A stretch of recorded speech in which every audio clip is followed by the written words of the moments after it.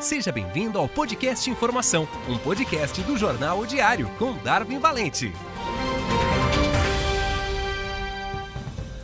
Olá, eu sou Darwin Valente e 2020 será um ano de eleições, mas também o ano do censo demográfico a ser realizado pelo IBGE para traçar uma grande radiografia do Brasil e dos brasileiros. Mas antes de tratar desse assunto, eu vou comentar aqui sobre o Big Brother mogiano, é isso mesmo.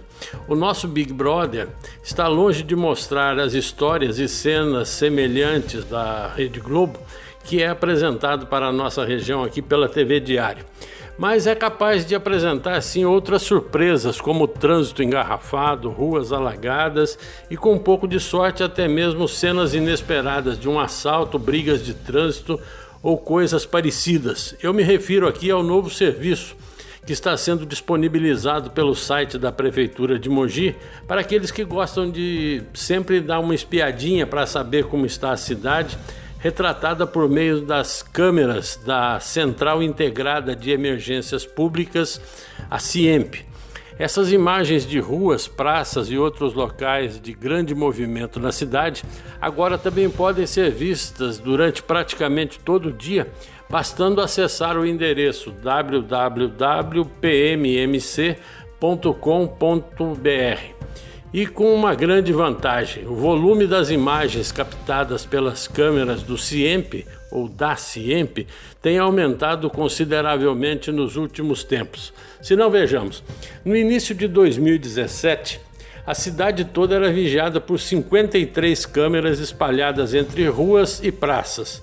Esse número hoje mais que dobrou. São 109 pontos de captação do que se passa em Mogi, monitorados dia e noite por pessoal treinado da Guarda Municipal. As imagens das câmeras de vigilância só foram disponibilizadas na internet a partir de 2018. A iniciativa partiu do prefeito Marcos Mello para comprovar a existência e a eficiência das câmeras a uma parte da população que simplesmente não acreditava no funcionamento simultâneo de tantos pontos de observação e captação do que acontecia na cidade em tempo real. Diante das dúvidas que surgiram, o prefeito achou por bem colocar essas imagens na internet para que todo mundo pudesse saber que as câmeras realmente funcionavam. Pois não é que a história acabou dando mais certo do que o prefeito imaginava? Pouco a pouco, os técnicos do setor de informática da prefeitura notaram um invejável crescimento no número de acessos da população ao conteúdo da CIEMP no site da prefeitura. E bingo! A pólvora havia sido descoberta novamente. As imagens da cidade faziam sucesso entre os mogianos e dessa forma as primeiras 20 câmeras disponíveis foram sendo aumentadas progressivamente na internet, a ponto de hoje já serem 82, com chances de continuarem crescendo à medida que forem sendo feitos os investimentos técnicos necessários para que as imagens sejam disponibilizadas para o público na rede mundial de computadores. Um aumento contínuo, porém paulatino, como promete o prefeito por meio de seus assessores. E ao contrário do Big Brother Brasil, o Big Brother mogiano não pode ser acessado durante 24 horas. Enquanto na TV as cenas mais picantes geralmente ficam reservadas para quem dá aquela espiadinha de final de noite ou madrugada dentro, as imagens da vida real de Mogi só podem ser mostradas no período compreendido entre 8 da manhã e 10 horas da noite. Isso mesmo, às 22 horas encerra-se o nosso Big Brother. No restante da noite e madrugada, o Big Brother mogiano simplesmente deixa de ser transmitido via internet. E tudo isso por uma questão de segurança. A pedido da Polícia Militar e da Secretaria de Segurança de Mogi e de Segurança do Estado, as imagens não são mostradas durante o fim de noite e madrugada para não servirem como referência para os marginais.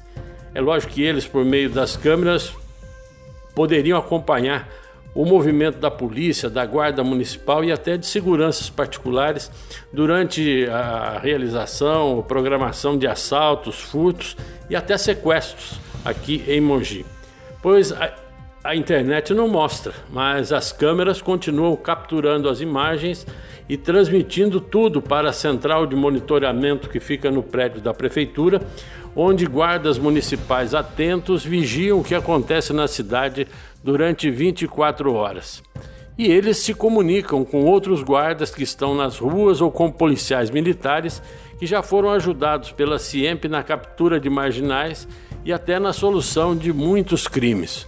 O Big Brother das ruas tem serventia assegurada para os mogianos, portanto. E vamos ao nosso outro assunto do dia. A unidade mogiana do Instituto Brasileiro de Geografia e Estatística, o IBGE, já iniciou o treinamento das equipes que deverão participar do Censo Demográfico de 2020 na cidade e região. O grupo de Mogi fará parte de uma equipe de mais de 230 mil pessoas contratadas temporariamente pelo governo para os trabalhos de coleta de dados, supervisão, apoio técnico e apuração dos resultados do censo. Marcado para acontecer entre os meses de agosto e outubro deste ano, a busca de dados que ajudarão a traçar o perfil mais real possível do Brasil e dos brasileiros é quase uma operação de guerra, como mostram os números do trabalho. O censo deverá contabilizar mais de 211 milhões de habitantes do Brasil, visitando cerca de 71 milhões de endereços em 5.570 municípios brasileiros. Para isso, o IBGE vai movimentar uma estrutura com 27 unidades estaduais, 560 agências, entre as quais a de Mogi, além de 6.100 postos de coleta municipais e 1.450 coordenações regionais. Para isso, os recenseadores irão se valer de 5.570 mapas municipais, 30 mil mapas de cidades, vilas e localidades, além de 420 mil arquivos digitais e impressos para orientar aqueles que irão a campo na busca de dados. E olha que percorrer esse Brasil de ponta a ponta não é tarefa fácil para nenhum IBGE. Depois de coletados todos os dados, na segunda quinzena de dezembro deste ano vão começar a ser apresentadas as preliminares dos resultados para as devidas conferências e análises que deverão ficar prontas até o início de 2023. Em 2023, todos os resultados devidamente tabulados serão apresentados no portal do IBGE na internet e em meios impressos. Mas o que leva o Brasil a montar essa verdadeira operação de guerra em torno de simples números? Na verdade, os números não são tão simples assim. Eles irão contribuir para acompanhar o crescimento, a distribuição geográfica, a evolução das características da população ao longo do tempo, identificar os pontos prioritários para novos investimentos em saúde, educação e programas assistenciais do governo. Mas os números também ajudam nas referências e projeções com base nas quais é definida, por exemplo, a representação política do país. Com base nos números do IBGE se define, por exemplo, o número de deputados estaduais e federais e vereadores de cada estado e município, entre outras atividades. E não é apenas o governo que se beneficia desses dados que são expressos em números. A sociedade também pode fazer uso deles na seleção de locais para instalação de fábricas, supermercados, shoppings, escolas, creches, além de que eles ajudam na análise do perfil da mão de obra brasileira para os sindicatos, para associações profissionais e outras entidades, além da análise do perfil sociodemográfico e econômico da população, entre outros tantos benefícios. E a nós, cidadãos brasileiros, restará a obrigação de responder corretamente às questões formuladas pelos recenseadores. E não há como escapar.